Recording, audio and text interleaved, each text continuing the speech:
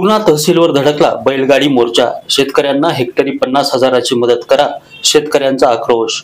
70 ते 80 बैलगाड्या रस्त्यावर, राज्यमार्ग क्रमांक 61 जाम।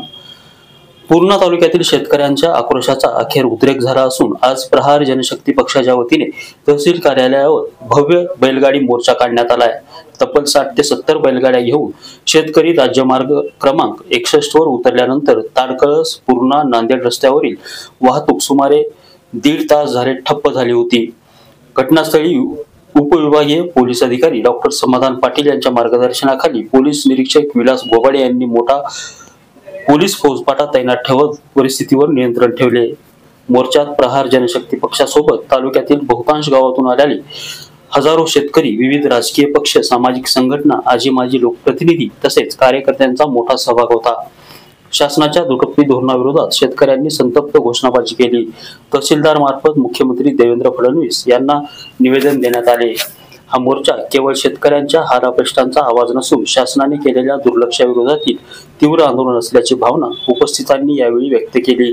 शेतकऱ्यांच्या शेतपिकांचे झालेल्या नुकसानीचे पंचनामे तात्काळ करून शेतकऱ्यांच्या खात्यात मदत त्वरित द्या, अन्यथा येत्या काळात आणखी तीव्र आंदोलन उभारले जाईल असा इशारा मोर्चेकऱ्यांनी दिला आहे। यावेळी दिलेल्या निवेदनावर शिवहार निवृत्ती सोनटक्के, मुंजाजी नागोराव जोगदंड, नरेश उद्धवराव जोगदंड, माणिकराव सूर्यवंशी आदींसह शेतकऱ्यांच्या सह्या आहेत। शेतकऱ्यांच्या निवेदनात मागण्या एकूण 15 ते 20 आहेत। त्यासोबतच 15 ते 20 दिवसापासून मुसळधार पावसामुळे कापूस, सोयाबीन, तूर, संत्रा, मोसंबी या पिकांचे अतोनात नुकसान झाले आहे। शेतकऱ्यांची गुरढोरं वाहून गेल्याने त्यांना किमान 40,000 मदत द्यावी अशी मागणी करण्यात आली। अनेकांची घरं कोसळल्याने पीडित कुटुंबांना 20,000 ते 25,000 मदत तसेच तातडीने नवीन घरकुल मंजूर करण्याची मागणीही मोर्चेकऱ्यांनी केली। सद्य परिस्थितीत तहसील प्रशासन किंवा कृषी विभागाने पंचनामेच न केल्याबद्दल संताप व्यक्त करण्यात आला। शेतकऱ्यांची स्पष्ट केले की विमा कंपन्यांच्या जाचकाटीमुळे नुकसान भरपाई मिळत नाही, त्यामुळे विमा योजनांचा काही उपयोग होत नाही। त्यामुळे शासनाने प्रत्येक शेतकऱ्याला हेक्टरी किमान 50,000 मदत द्यावी अशी मागणी यावेळी करण्यात आली आहे।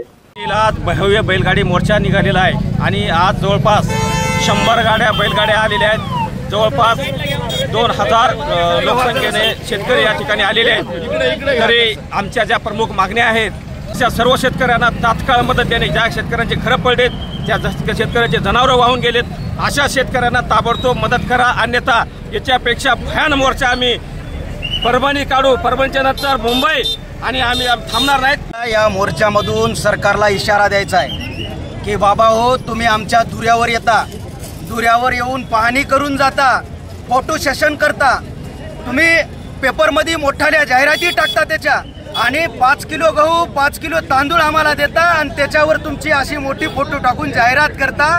शेतकरी एवढा भिकारी नाही तुमचे 5 किलो तांदूळ आणि 5 किलो गहू घ्यायला।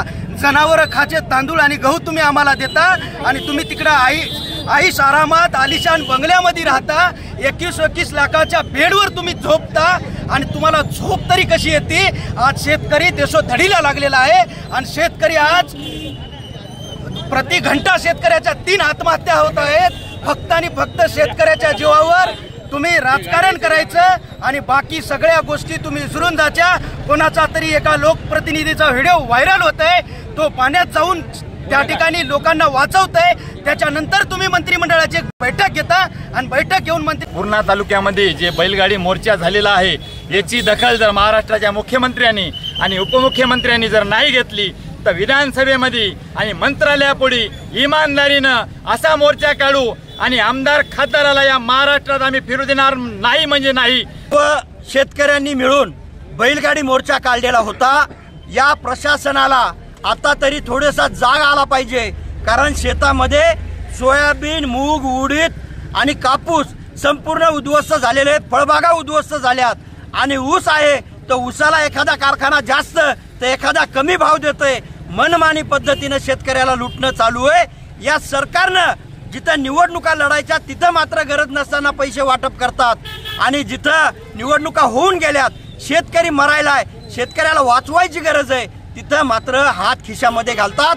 तर हे चालणार नाही।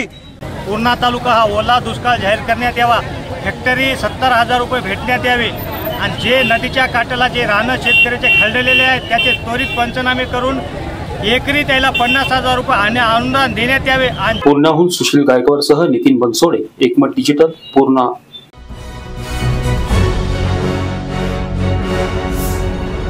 Thanks for watching Ekmat Digital.